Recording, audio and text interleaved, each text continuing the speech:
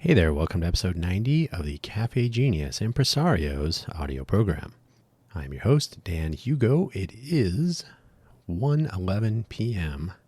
and 11 seconds on this Friday, November 15, 2024. We're halfway through November already. It's crazy.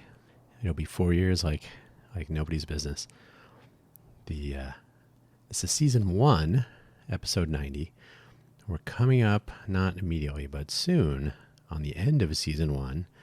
So at episode 104, we'll be at the end of season 1. Season 2 will commence shortly after. And I will say right now, I would very much like to have guests join in.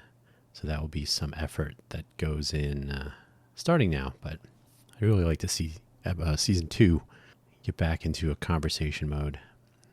A lot of interesting topics have been brought up in season 1. That will continue to be the case, as is the case today as well, in my opinion.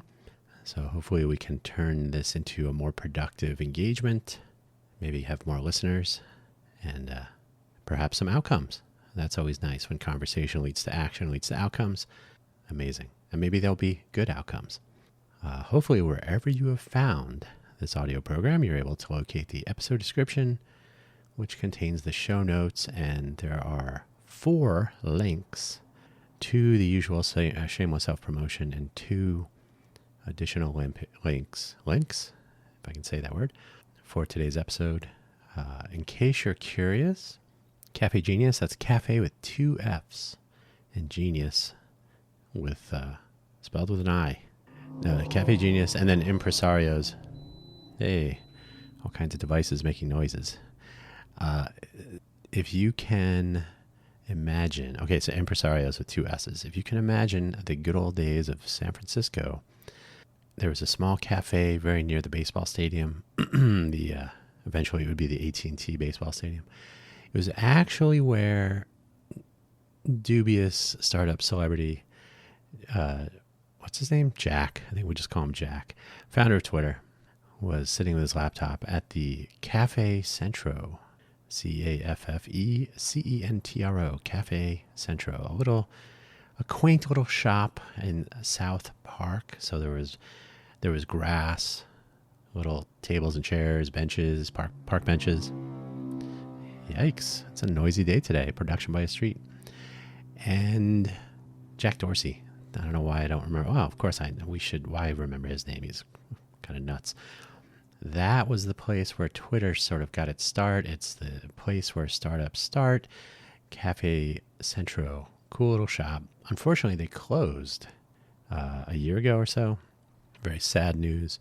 I had been there a couple of times. It was a nice spot. And of course, it had that legacy. We have to meet at Cafe Centro because that is where startups start. During the downtown project days, we used to have a little lunch every once in a while. We called it the Genius Lunch, and it would just be random people working on random things that wanted to get together and talk about what they're working on, how things are going. Kind of the pulse of the startup scene back in the day. I don't know if that still happens. I think people get too wrapped up in what's in it for me. But this was a very casual lunch. You could always invite, there was no there was a practical size limit, but there wasn't like you must be in the club or anything like that. Hey, can I invite someone? Yeah, of course. So that's probably something that needs to start again. And in fact, Cafe Genius could very well be behind an effort such as that. In addition to, this is a very loud day. Production by a street.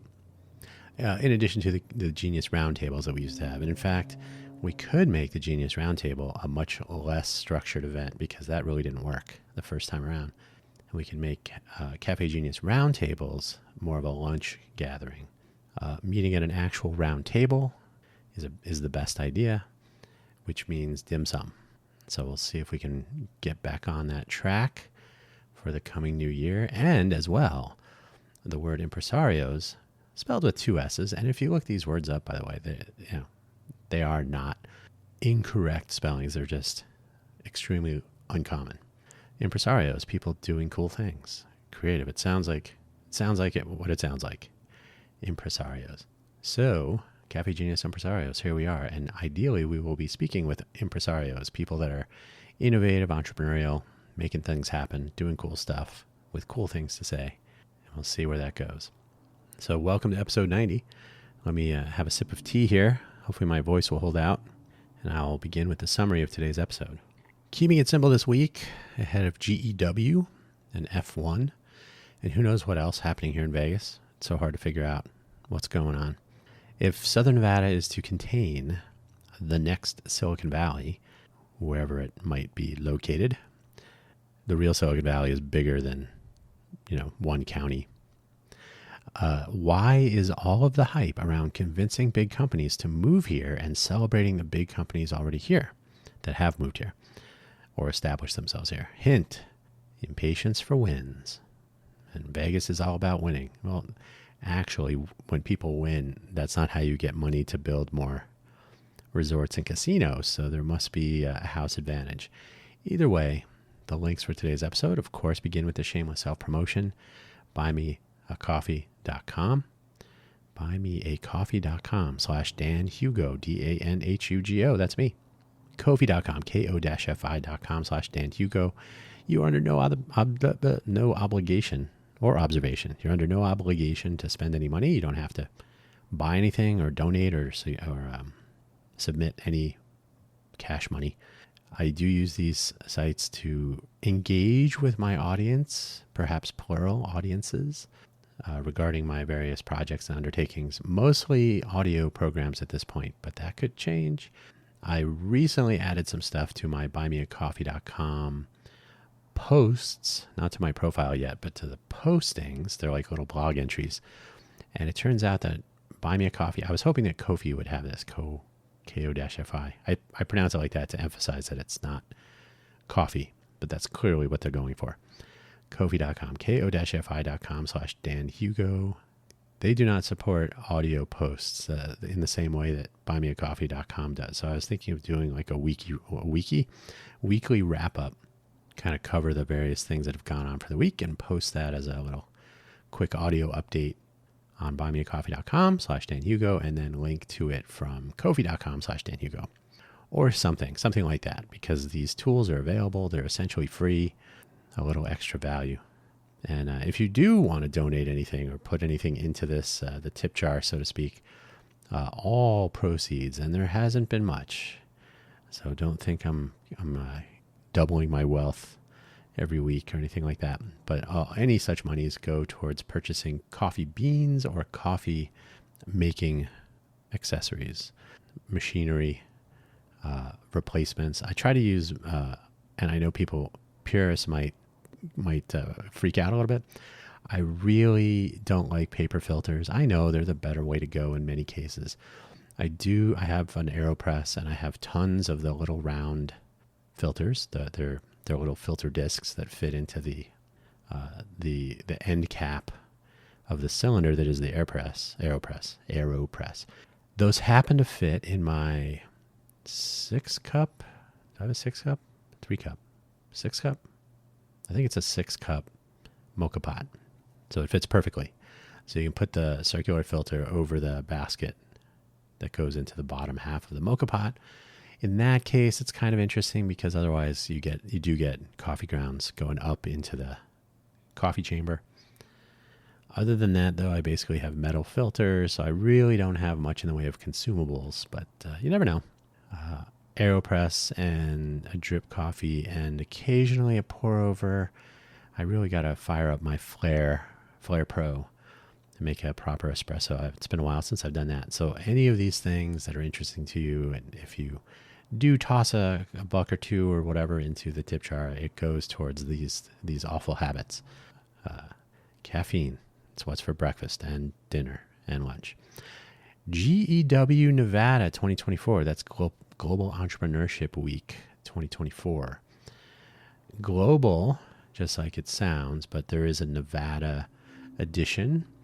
The person running it, Dave Berlin, used to have the GEW Vegas, and then he did such a good job that they said, we want you to do more for free. So I don't know if he's doing it for free, but GEW Nevada. So he runs the state. So there's basically 2 epicenters. somewhere near Reno and somewhere near Vegas. So you can check that out. And I will have a little bit more to say about that coming up in the early part of the show, this episode. And Tech Titans with an exclamation point. That's me adding that. It's an 8 News Now article about the recently launched Tech Alley Henderson. And we'll go through that. That's basically the topic of today, which I don't think I even said. The title of today's episode, Innovate versus Import. In other words, should we try to get people to innovate here, or should we just import companies and talent? Hey, move to Vegas. Bring your employees. We'll be the next Silicon Valley, which is not at all how Silicon Valley formed. So let's get started. I'm going to have another sip of tea, and then we'll get into it. That might get... when I produce the output of the show, each episode, I try to level the audio so that it's suitably loud. I set it to minus 23 lufs, if you're curious, and then I truncate silence. I do that in that order, so that if I do make a subtle noise, it gets boosted up, so it's probably still audible and it might not get truncated automatically. So I'll typically cut the total episode length by a couple of minutes. I don't mean like 25 minutes. I mean like 2 minutes. Maybe sometimes 5 if I like have a really long pause, if I'm trying to find something online or whatever. I occasionally pause the show, physically hit the pause button, but truncating silence is effective so that I can take a moment, take a sip of tea, not do too much administration of the controls. And one time I did forget to unpause, so I try not to pause too often. That's annoying. On that note, let us begin with my own little bit of humor. F1 that. See, I put the 1 in there, so it's not, yeah.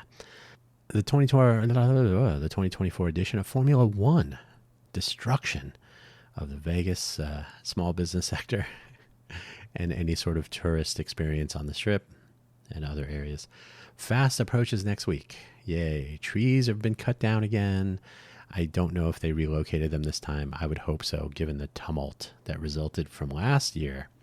I'm speaking, of course, of the trees on the sidewalk in front of, or on the sidewalk side of the Bellagio fountain.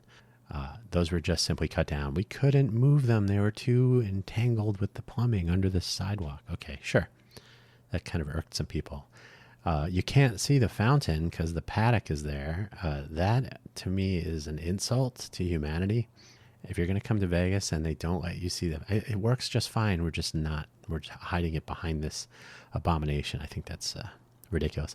And, of course, local businesses are annoyed once again. There have been a few headlines here and there, little mentions.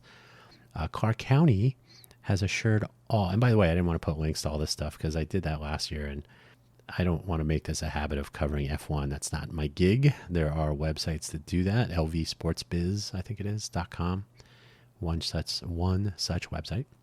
But Clark County assured all that there would be less pain this time around, with 3 lawsuits in some state of on some timeline. I don't know what state. I don't know if they've been settled out or what, but at least 3 lawsuits from last year filed by small businesses and whatnot from 2023. So there have been a few headlines here and there about individual businesses that have been blocked by construction. There's yet more bridge drama again, because when you put new footbridges for pedestrians across streets and so on, you change the flow of humans. And if there's a business that was in that flow and then you divert the flow, then the business, since they're sitting there going, hey, what'd you guys do?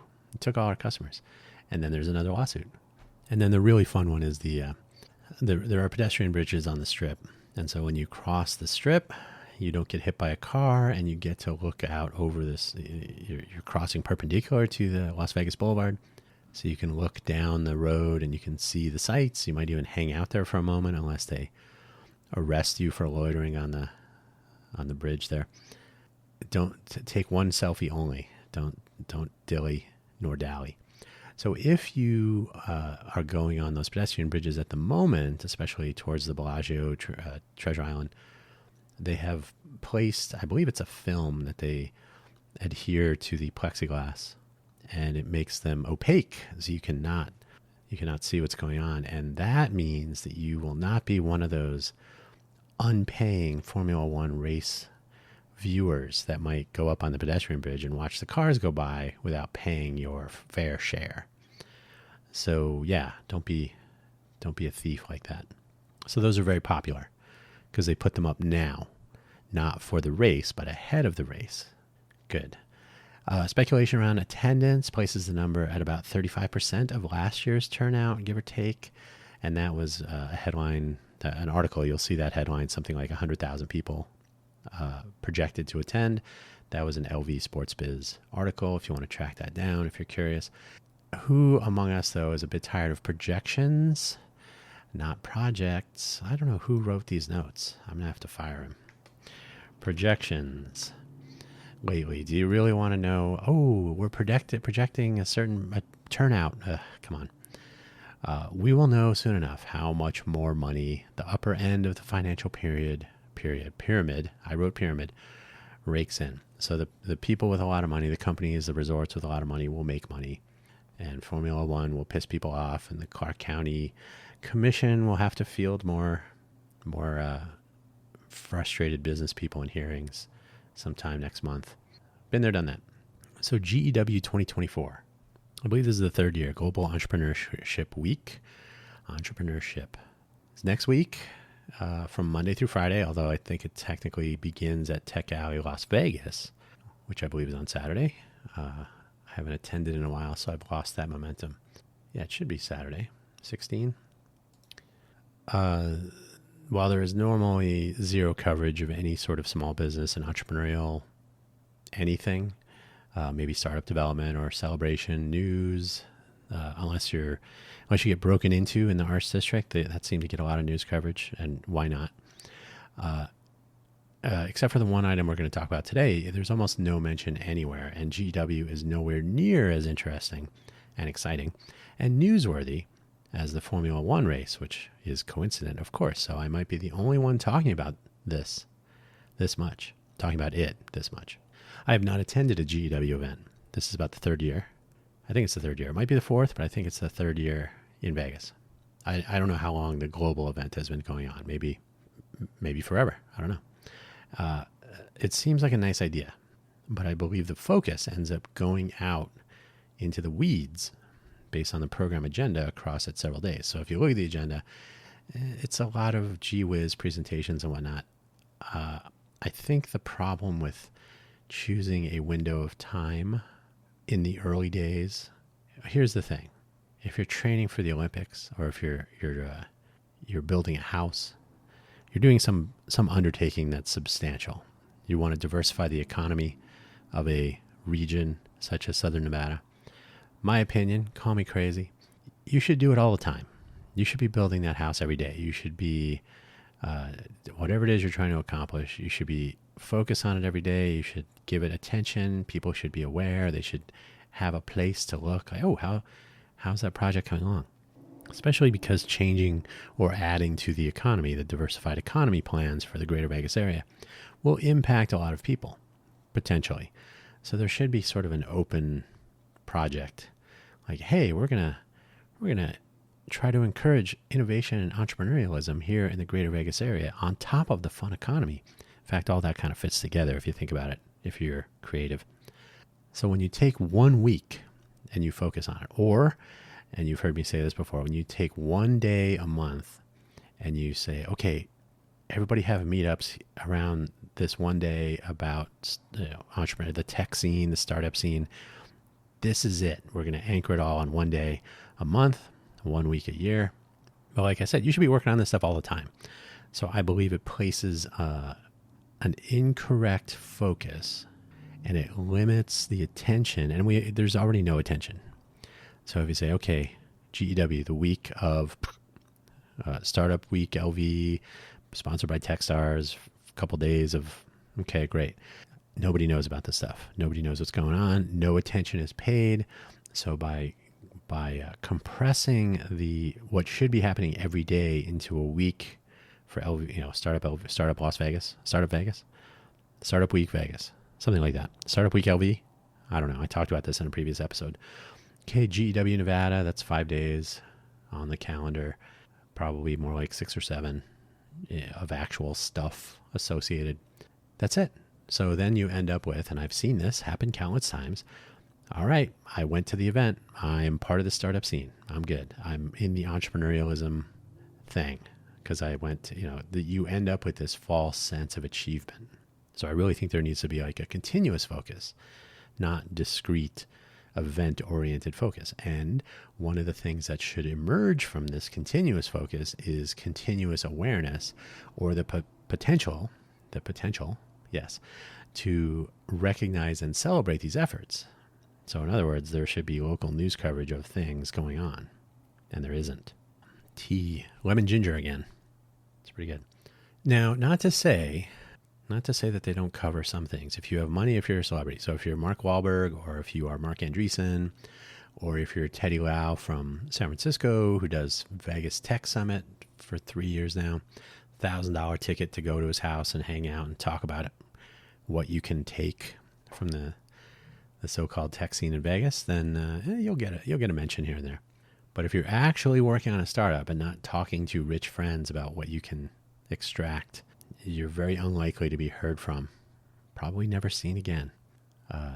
So yeah, my opinion, a few days, maybe a week, as I've already said, focusing on the startups or entrepreneurialism in general, even if it's a global event, is interesting only if these things are important through the year. So yes, you should be working on them through the year, but also they should be a topic of conversation. They should make the news a little bit more often. There should be a little bit more coverage. There should be an easy way to do press releases or to reach out for people to hey, I'm launching a new software platform, a new hardware device. Does anybody want to beta test it? Now, if you want an example of how this does work, guess when restaurants open? You don't have to. You can go to Las Vegas Eater magazine, any number of Instagram posts about new restaurants coming to town, grand openings, and so on. These get coverage because restaurants are important in Vegas, in the greater Vegas area, and they actually make up a component of our entrepreneurial ecosystem because not everything has to be the next unicorn mobile app. You don't need to compete with Google. You just need to make awesome food that people want to come and eat, for example. So I've been saying it for 90 episodes now of the greater Vegas area. They are not focusing on these things as being important through the year. So they leave it to you to, one day a month, we'll get together and we'll talk about the things we wish we were doing the other 29 or 30 days a month, or 27 or 28. The hype on LinkedIn might suggest otherwise, but we're not there yet. These things are just simply not in the public consciousness. Now, if you're an entrepreneur in Vegas and you want to be in the public consciousness, you got to tear down a resort, you got to blow up something, you got to commit a crime, you need to win a big jackpot. Those are some ideas. Get into a multi-vehicle accident of some sort, and the worst kind. Those make the news. So, there was one incident, and I don't know how this was accomplished. I'm sure there was like a direct outreach, possibly from the mayor or someone in their economic development group. Tech Alley Henderson has launched in Henderson. So Tech Alley famously going on in Vegas for 3 years now, something like that. I think it's 3 years. I think it was 3 years over the summer or late in the summer, September maybe. So today, though, we really need to talk about Tech Alley Henderson. No, not really. We don't need to talk about Tech Alley Henderson. We need to talk about how people are talking about Tech Alley Henderson. And we start with that article that I mentioned, which was on the front page of the 8 News Now website. That is unheard of. That never happens. Unless you're a millionaire or a celebrity or both, you really don't get front. I mean, I'm not talking front page. I'm talking front page, top of the page, above the fold, in the hero section. In other words, it was the first thing you see when you go to their website, if you went to their website. I was there for about 12 hours and then somebody got killed or who knows. And I don't mean to make light of that. It's just that's what makes coverage. That's what makes the news and gets coverage here in Vegas. It's unfortunate, especially if you get killed. I don't like that part either. That is the nature of the business. You really got to impress people or get your local city staffers or elected officials to say, hey, anybody from the news want to head out here? And I got to be honest, I think the Channel 8 8 News Now. I think their offices are down in that direction. So it's probably convenient for them to send a reporter. And they did have some video footage, so you can visit that link I included above, or I mentioned at the beginning of the show. It's an 8 News Now article and an associated clip of video. It's not like an hour of video, though. I think it's probably your standard 2 minutes. The Tech Alley in Vegas has always been somewhat, and seemed to become more so, a transactional networking chit-chat where a small number of people make interesting presentations. So you're talking like, 6 presentations per time slot across different rooms. So maybe 1 or 2 of those will be interesting through the day. I literally just had this conversation, and we went through the entire rundown for this coming Saturday, tomorrow. It was like, yeah, these 2, maybe 3 are interesting. Some of the other ones are a little. So you got this small population of presenters and a large population, typically 120 to 150 people, give or take, who attend so they can check that box. I'm in the startup scene. I don't mean to make fun of the people, but I am making fun of this faux culture that seems to have established itself, and I think is a misdirection of sorts. How about that? So you get the large group of people who are there to not only get their free food and check the box, but to have, transactional conversations, maybe get a new client. Maybe they're visiting from Silicon. Hey, I just moved here from Silicon Valley. Those people don't tend to return. And when I speak in generalities, I am not speaking of a specific person. Hey, that person did come back. Sure. Some other people make some more hype-tastic presentations. So like I said, of the 5 or 6 or so people that are presenting in rooms per time slot through the day. So you probably have like 20 people or so with meetups. There are some that are less valuable. And those get some hype, and there's all, anyway. So I submit to you that they are of questionable value, but they fill the time, and it's attractive for people to show up. My opinion, yours may vary, but the Henderson edition newly launched has replaced Tech Alley in Reno and apparently in Denver, with so far a smaller event here still in the greater Vegas area. Probably makes sense from a small nonprofit point of view to not spread so thinly so quickly. Yeah, so keep it in your backyard, right? Yes, in my backyard. So now we have Tech Alley and Tech Alley Vegas, Tech Alley Henderson. So we'll see how that unfolds. I'm not anti-Tech Alley. I am against the notion that it is the end-all and be-all of forming and maintaining a so-called startup scene. I don't think that's how that works. Let's go through the one local media story I found.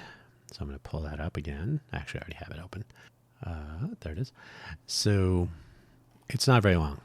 I'm not going to read the whole thing. But it was at the Atwell Suites. So a nice opportunity for the pre-grand opening new business to get on the map a little bit. Standing room only during a business conference that hoped to pitch Henderson as an oasis for startups and high-tech companies. So was it really a Tech Alley, or was it an opportunity for the press to come by and hear the Henderson pitch for being a startup destination? Josh Levitt, the CEO, said that the event received 3 times as many reservations for guests than the staff were expecting. I don't know what that means. Does that mean meetup.com, which nobody really was required to RSVP to? So, who knows? Tech Alley is about to bring the tech startup scene together to really inspire ideas and thoughts, he said. I fundamentally disagree with this notion. It's really neat to see a lot of the people in Henderson actually engaging in that type of discussion. That's great. They will never be mentioned. The Las Vegas Valley is seeing tech companies surge in 2023, according to crowdfund capital advisors. How about a local resource? How about people here knowing? Anyway, Las Vegas moved into the from 9th to the top spot. From number 9 to number 1 for pre-IPO startups. Now, crowdfund capital advisors has published information like this before, and you really got to look in the fine print, and I don't want to spend time doing that. Probably you don't either. So take that, hey, we're in the top spot for, first of all, remember, crowdfund capital. So it's pre-IPO startups that are doing some sort of crowdfunding. Like it's not exactly what it sounds like. And then the other thing, if I recall correctly, was top spot of all the places that are not Silicon Valley and Austin and the Research Triangle and, probably some places in Utah. So take all of this with a grain of salt. Henderson is seeing similar success with Amazon, Google, and Lithion batteries. So Lithion, I guess, has their headquarters and they do some manufacturing in Henderson. And they're growing and they make lithium ion batteries. And that makes sense because of the lithium resources that have been identified for a lithium mine up in Washoe County. So all they have to do is bring that lithium down here and they can make batteries out of it. So great. Although do recall that it is the Washoe County that does get on the FEC, is it FEC? List of innovation cities for the federal government. So congratulations to them. So pre-IPO startups possibly crowdfunded and maybe not in the top tier. So maybe number one of group two. And I'm being, it sounds like I'm being like dismissive or there's not sour grapes or anything. It's some honesty. Like we should be excited about what's really happening, not what people are describing and maybe a little bit, maybe overhyping. Henderson seeing similar success with Amazon, Google, and lithium batteries. Yes. So you got the lithium batteries legitimately headquartered, doing manufacturing. Great. Google has a data center there. Okay. Not sure how much revenue is brought to the city of Henderson or to the area. Don't know how many jobs that creates. Data centers are not zero human job potential, but they are not offices. They're not developing. They're a resource. They're like, well, they're a data center. There's computers. There's a room full of computers and air conditioning and Ethernet cables.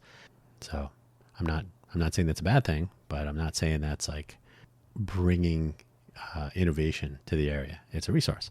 Amazon has a fulfillment center, 600,000 square feet, if I recall, and they've purchased some other land and they have not announced what they're going to do with it. So that's warehouse work. So that's not a bad thing, not putting it down, not denigrating or diminishing. But I am going to say that that's a different kind of business. But here's the thing you get in the greater Vegas area. You're going to mention the big names first. This happens all the time in the Cooperate co-work space that's in the Blackfire Center and the Tech Park. When you go and you oh, so what's going on here? And they say, oh, we have companies like Microsoft and Google. And now, are there any companies from the Vegas area, like startups? Are they here? Or is it, you just have to brag about, yeah. Happens all the time. Event staff told 8 News Now representatives from, now right away, it's a little strange. They told us that representatives from NVIDIA, a computing and AI technology company, of course, attended the event. David Hauser, an entrepreneur and co-founder for the Grasshopper Group. So they don't know who was here from NVIDIA. David Hauser and then Bhaskar, I know Bhaskar, from Zoho. Zoho is like the first or second largest software company in India. So he comes to Vegas frequently. He actually lives in California. Nice guy. They spoke to attendees and elected officials about what they could bring to the table. So that's neat. These are the tech titans, by the way. So I emailed Bhaskar and I said, hey, you're a tech titan, $1 billion tech titan. We've had a phenomenal turnout today, exceeded expectations, and economic vitality is one of the strategic priorities for the city of Henderson, said Henderson Mayor Michelle Romero. And oftentimes, it's most difficult for businesses when they are first starting up and learning what the next step is. This is a perfect opportunity for these businesses to get to know what the next step is and learn from those who have done it before them. Now, from the context of this meeting and the people that were presenting, I'm going to suggest that this was an introductory meeting. So this might happen in the future.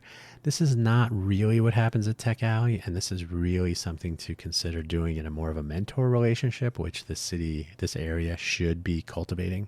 Fun fact, the Cafe Genius Roundtable was supposed to turn out the first wave of entrepreneurs and residents who could actually take on some sort of mentoring roles for the up and coming, those who are going to begin their journey, the first mile of the entrepreneurial adventure. We don't have that. We could, we might, but I don't know if this is exactly the best way to go. You can go to if you go to a classroom setting, you pay to how to form a startup. Startup and V or one of their many affiliate organizations has their startup college or startup university or something. It's a few classes over several weeks. That might be interesting. It's free, but it's a curriculum and a plan, and you actually attend the classes and participate. Tech Alley events are transactional, so you can go once and you never have to go again. It's very difficult to jump in on the fourth event and feel as though you can learn something from an unstructured curriculum. So I would counter that this is not the forum or the structure for that. We invest in schools, and we are becoming our own charter authority. We're working with Senator Cortez Masto on a public lands bill that would expand those opportunities. So that's good. School in Nevada is a problem in general. Jim Seebach, Henderson councilman for Ward I. Oh, they have a different, okay. I guess it's an I or a 1. Oh, it looks like an I. Said his district has a myriad of opportunities for companies seeking space. So they got the space, and I've already talked about this before. Clark County wants to build the innovation corridor so that there are more restaurants and coffee shops and co-work spaces, because in Vegas we don't have enough restaurants and coffee shops, co-work spaces. And that's what it is. You build it and they will come. It's going to be a master plan for commercial space, similar to like what you would see out of Apex. Once it's all completed, it's going to have around 40%. Ooh, a shipment has arrived. My package is here. It's going to have about 40% of all our industrial space will be out in El Dorado Valley. So if you're not familiar with the area, it'll be out there. So let me pause for one moment and see what's going on with this package. Perfect timing. And we're back. I'm not going to continue reading the article. Inverted pyramid, so the less important stuff off to the end. And I was pretty much, I think I was over halfway. So the take home is this. That's about as much news coverage that any event will get here in the greater Vegas area regarding entrepreneurialism and whatnot. And very clearly, it was focusing attention on a new resource and the upcoming availability of commercial space and whatnot. And, oh, hey, if you're an entrepreneur in Henderson, come on out and see what we got. So none of these are bad things. The problem is that this gets hyped as if it's, look at this, look at everything. You have the beginnings of things. It's like going to a field that's been tilled and seeded. And you're like, look at all this wheat. Well, I only see an empty field. Yes, but eventually. So let's go ahead and sell the wheat today. So what I'm trying to say is we should be focusing on making things happen, not focusing on the potential and becoming excited as though the potential is the reality. So the chit chat, the hype-tastic presentations, we went through that. Let's go through the one local media story, which we did. It highlights Google, Amazon, Lithion, and establishes their presence in Henderson. That's great. While the turnout reported in this article was larger than planned, which is nice, it's probably a good thing. Most of the attention goes to the titans and officials. I don't read, and I didn't see in the video, although I just kind of scrubbed through it, I didn't really see mention of the startup scene in Henderson. Tech Alley is not the startup scene. Guess what the startup scene is? It's the startups. The startups in Henderson are the startup scene. And if they just show up in a room and are presented to, that's very interesting. Why don't we talk about what they're working on? What are they into? What are they accomplishing? Do they have access to talent? Remember the entrepreneurial innovation ecosystem, access to capital, government and infrastructure, like regulation and infrastructure support, culture of innovation. So some sort of a community that you can draw on and not to be confused with access to a talent pool and an educated population of potential employees and co-founders and so on. So we need education, culture, government, infrastructure, and money. I don't know if that's what they talked about or if they just talked about billion-dollar tech titans. Not sure. While the turnout is good, though, that's great. We need to actually start talking about who and what is happening, not what could be someday. And, oh, look over here, Google. Watch the video, like I said, for some human interest. But at the end of the day, the innovation hub notion is what's being floated here by cities and the county about developing a culture of innovation and elevating the potential of local innovators. Are they doing that? Wait. Is it about that? No. It's about tax breaks and enticements to get big companies to establish a presence and employ people here where they don't bring employees into the area from elsewhere. I'm going to say it's the second one. So what is the real deal? I know, broken record. What is the goal with the economic diversification efforts here in Southern Nevada? We know that LVGEA, that's the Las Vegas Global Economic Alliance, hired Heather Brown as a senior VP of entrepreneurial community development or something similar, politician, to increase investment in tech startups, increase the number of software engineers. That's one of the actual items in the job description. And aim for a certain number of successful exits. I wrote efforts. What is this? What am I? Who creates these things? Let's fire that guy. Exits. Successful exits. That's where you sell your company and pay back your investors with their winnings. And so on. I have referred to the job description text, which I have somewhere. It was handed around before the job was given by people who were concerned that this was the wrong person for the job. I concurred. So the job description was emailed around to a group of people like, hey, see if you can find a really good candidate for this. So there's that. We can bring that up in more detail again in a future episode. And we should. That sounds good, maybe, though, that we want to have more software engineers in Vegas. Trust me, software engineers are annoying. I am one. There is too much focus on tech startups, though, in a place that is not a tech haven. There's tech here, but there's a lot of other things here, too. So I always tell people, I'm not saying there can't be any of these things. What I am saying is there's a reason Silicon Valley is not trying to be the next Vegas.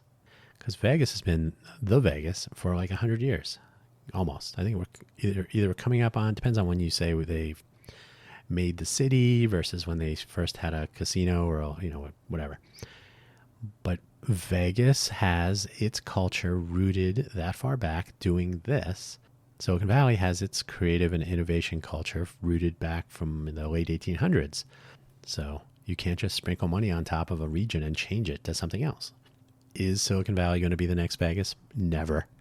Do they have card houses and great food and events and their own fun economy? Sure. Vegas has a lot of potential. I wrote Vegas has a lot of potential. Has with an H. Has a lot of potential that may not be mobile app unicorn startups. But that is what Startup NV and LVGEA, that's what they're focusing on. How can we get high dollar, large return? Are they even thinking about job potential? You don't have a workforce that's trained for that. Not yet, anyway. It's maybe growing. It's going to take a few more years. So then what? You got to import your talent. When we read about this stuff in our local media, rarely the focus is on the tech titan class. So if they're going to talk about anything in the startup scene, they certainly don't talk about Tech Alley in Las Vegas. They will talk about the latest millionaire. So to steal a label, the tech titan class. The likes of Mark Andreessen, for example, who was going to purchase a residence here along with his business partner, Ben Horowitz. I think Ben Horowitz still owns a house in the greater Vegas area, but Mark Andreessen, back to California. He wanted to start his own little nerd city. And having worked at Netscape, so I technically kind of worked for Mark Andreessen, I'm all for a nerd city, as long as it keeps them all bunched together far away. He didn't really move to Vegas, though, so it turns out. But they were very excited at the prospect. Mark Wahlberg has moved his family here. That received news coverage beyond the pale. And he's trying to get the tax breaks for a Hollywood 2.0 effort, which, we'll see. The likes of Teddy Liao and his Vegas Tech Summit. Teddy moved here 3 years ago from San Francisco. So he made his money in the, I'm going to guess that it was in the post-Great Recession, so post-2008 rush. So remember, anyone who's made their money in Silicon Valley after 2000, so after the dot-com bomb, right, everything crashed and whatnot. The economy went south, 9/11, so everything stalled out. 2008, the Great Recession, too much crazy with the mortgages and the package debts and all kinds of shenanigans. So after that, when people were raking in the dough in Silicon Valley, and then they want to come here to the greater Vegas area, ooh, we can make money here. So the Vegas Tech Summit, from what I can tell, because I didn't spend $1,000 to rub elbows with these people, is people who come here. They already have their investments, and they say, ooh, there's no income tax here, and we can extract some value from this place. So I don't hear a lot of like long-term view, long tail. I think it's really going to end up being, what can I make financially in this place? So I'm curious about that. Now, I'm alleging these things. I have no facts, but this, when the wind is blowing, you can figure out what the direction is. I've never spoken to Teddy Lau. I reached out to him one time, and this is Vegas, don't forget. And let us also not forget the infamous Peter Tomasic, who I've kind of given up on. He's a local startup luminary, and how much investment his startup has received this time, it's a $43 million safe, for TensorWave, his first hardware company. Not the way I would go with my experience in the hardware industry, but who cares what anybody else thinks, especially me. So Peter became really famous with Influential when they got a $40 million investment. I think it was from Australia. I don't know if it was a safe or how they worked that out, but back in the news, back in the headlines for $43 million. $40 million for a software company, that's big dollars. $43 million for a hardware company, we'll be seeing how that goes. When it comes to hyping the tech scene and its potential, it is all about the big companies and the money here in Vegas. Google, Amazon, Microsoft, any well-known corporate brand with big dollars that establishes any presence in this area is touted. Maybe we'll have a spaceport or something. It's not so much about innovation hub then. It is about hyping our viability by pointing out to the cool rich kids who have made Greater Vegas a place to do business. Hey, they're here. You should be here too. All the cool people are coming to Vegas. You should bring your company and bring some employees. Housing here is cheaper than Silicon Valley. I can move here and buy a couple of houses for cash. That doesn't go well. So repeat after me. You can repeat it with me. You already know what I'm going to say. Importing companies and perhaps their employees leads to, again, say it with me, gentrification. I have described what I saw in Silicon Valley back in 1993 and after. So I moved there in 1993. Then the internet started taking off. I'm not going to say it's a coincidence, but who knows. And we already covered Austin in a previous episode recently.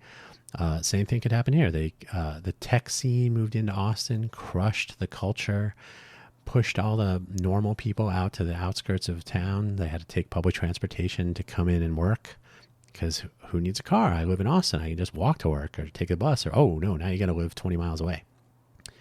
Same thing happened in Silicon Valley. Oh, you got to move to Gilroy or to Hollister or Bakersfield in order to afford a house. So forget about it. Yeah.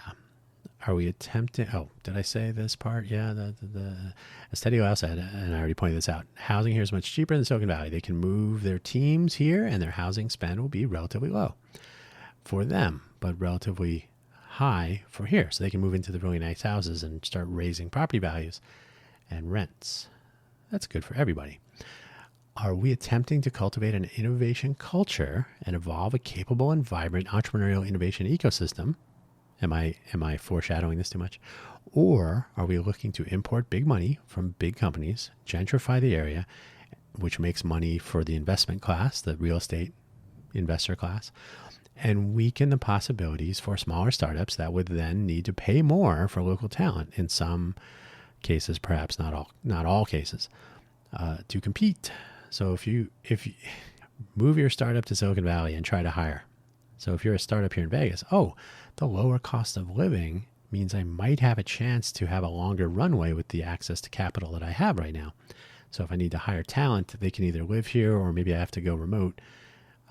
When the price of everything starts going up and when the people that are working and living here expect Silicon Valley-like wages, good luck. Or you have to consider all remote teams or maybe just leave the area.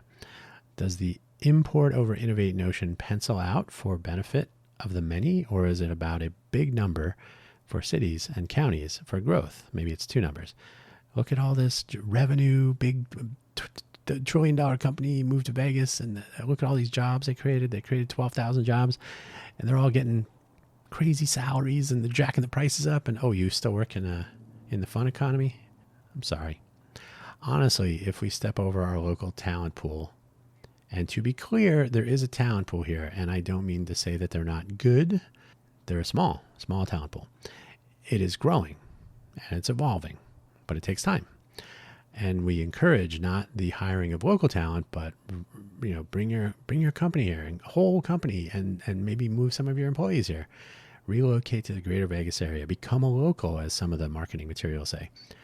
On top of potential gentrification, there is a message sent that we don't have the staff you're looking for here. We may say there's a vibrant tech scene and everybody. Well, do you have to bring your own employees? Give it time, but many are impatient, and that might be very expensive for a lot of people. So we need to pick a path. I have said it so many times that you already know what I'm going to say here. But if you're new, let us lean into our destination city status and all of its resources for visitors. Make this a place where innovation by entrepreneurs with remote teams can converse and collaborate. Enjoy the fun economy. Fly in, do your thing, bring your family. Enjoy the whole deal, then head back home.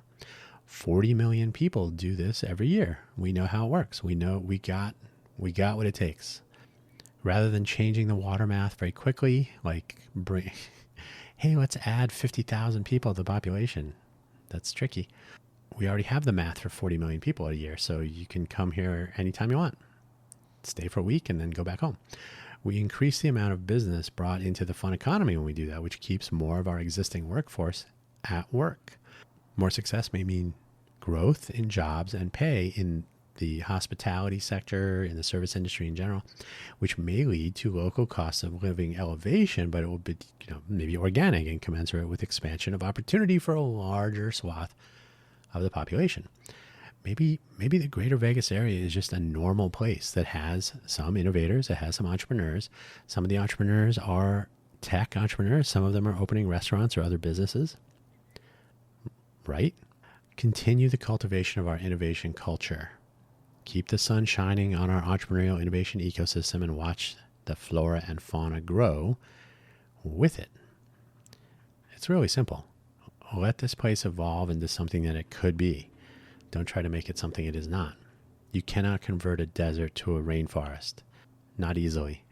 And by the way, if you stop the process and you stop spending the money and expending the energy to do that, it will turn back into a desert.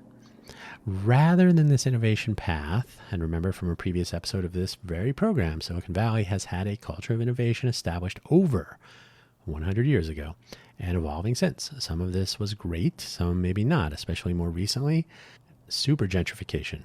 We could get big dollar companies to move in and gentrify the place, pricing the fun economy workforce out, similar to how the 25 to 40% increases in rents, for example, during the pandemic times did, but on a more sustained basis. That is, they would probably stay that high, maybe even go higher. Learn to code, they might tell you. Look to Austin for a possible future. We talked about this also, and recently headlines suggest that the housing market will crash in Austin. Maybe Austin is not the best place to go now from Silicon Valley. Ask yourself how many of the tech titans visiting and looking around made their bank in the modern day Silicon Valley, which was already there for them. I've already referred to that. Zoho, of course, is not a domestic company, and NVIDIA. I think I interviewed at NVIDIA. I was looking at trying to get a job there when my friend was the CFO, and they had one little tiny building on Lawrence Expressway.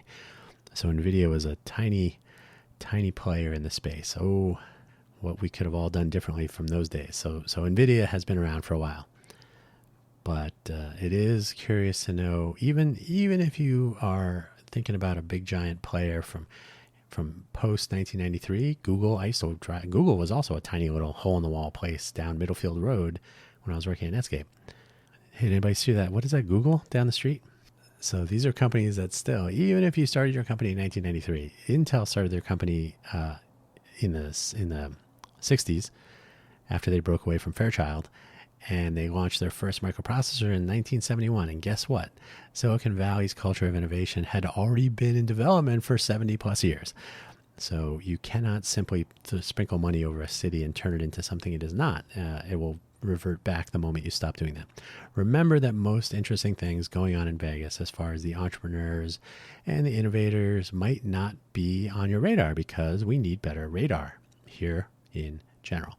Startups in Silicon Valley made the front page of the San Jose Mercury News back in the day, and that was in at least one of the videos that I linked to in that episode about Silicon Valley.